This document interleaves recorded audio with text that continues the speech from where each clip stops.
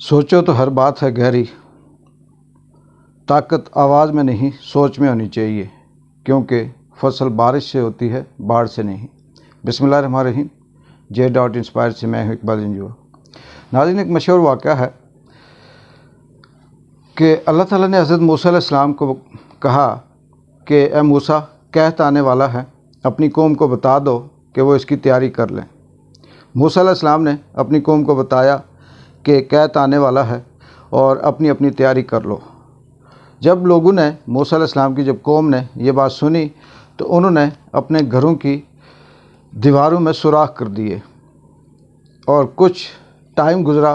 जो वक्त मूसा अलैहिस्सलाम को बताया गया था वो जब गुज़र गया तो मूसा अलैहिस्सलाम ने अल्लाह ताला से कहा कि आपने कहा था कि कहत आने वाला है, मगर कहत तो नहीं आया और मेरी कौम मुझसे पूछ रही है।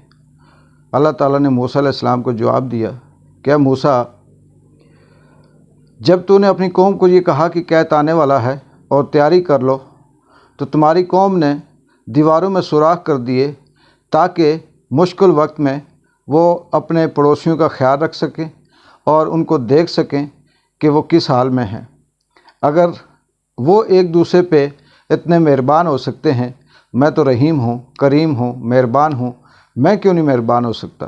लिहाजा इसलिए मैंने तुम्हारी कौम के इत्तफाक और इस खूबसूरती की वजह से उस कहत को टाल दिया।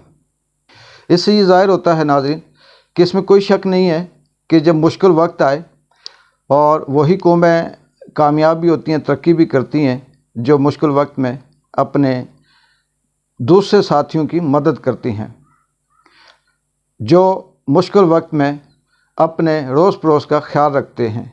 इंसान वही कामयाब है जो अपने साथ वाले का साथ दे, उसकी मुश्किल में, उसकी बीमारी में, उसकी भूख नंग में, उसकी ज़रूरत में उसका ख्याल रखे। देने वाली अल्लाह की ज़ात है और ये बात भी सच है। कहते हैं कि देने वाला कभी भूखा नहीं मरता और जो जोड़ता है वो कभी पेट भर के खाना नहीं खाता। बदकिस्मती से अगर हम ये देखें तो हमारे मुल्क में बिल्कुल इससे उलट निज़ाम राइज है।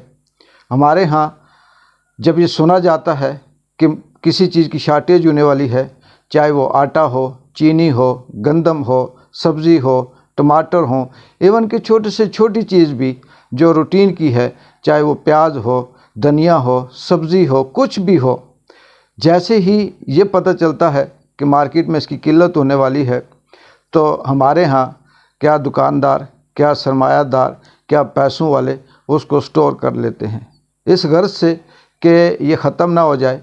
चाहे उनका पड़ोसी भूखा हो, चाहे उनके साथ उनका रिश्तेदार रात को रूखी खाता हो, लेकिन उनके घर में लाई हुई चीज़ें, सब्ज़ियाँ या आटा, दाल, चीनी, चावल, घी वो ख़राब हो रहा होगा, लेकिन वो उसको नहीं देंगे। इसकी वजह यही है कि हमारे जो हुक्मरान हैं, हमारा जो एलीट तबका है, जो लीडर कहलाते हैं, सो कॉल्ड लीडर, या हमारी जो इस्टेब्लिशमेंट है, 70-75 सालों से हमारे ऊपर जो मुसल्लत हैं, जिनको हम जमहूरियत के नाम से अपने वोट से सेलेक्ट करते हैं, वो ख़ुद इतने लालची हैं, इतने हवस परस्त हैं कि उन्हें अपनी ज़ाती मुफाद के अलावा बाकी कोई आम आदमी नज़र नहीं आता। फिर उन्हीं के नक्शे कदम पे आम आदमी सरमायादार भी चलता है और वो स्टोरेज करता है और दूसरों का ख्याल नहीं रखता। आजकल पाकिस्तान में भी आटे की शार्टेज है।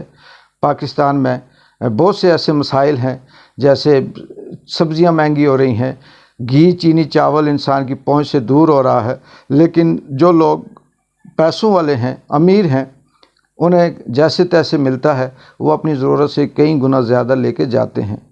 इसकी वजह यही है कि उन्हें उनके अंदर दूसरे इंसान का खौफ नहीं है, उसके लिए उनके दिल में जगह नहीं है और वो ये सोचते हैं, ये चाहते हैं कि हमारा पेट भरा रहे, दूसरा बेशक भूखा मरे।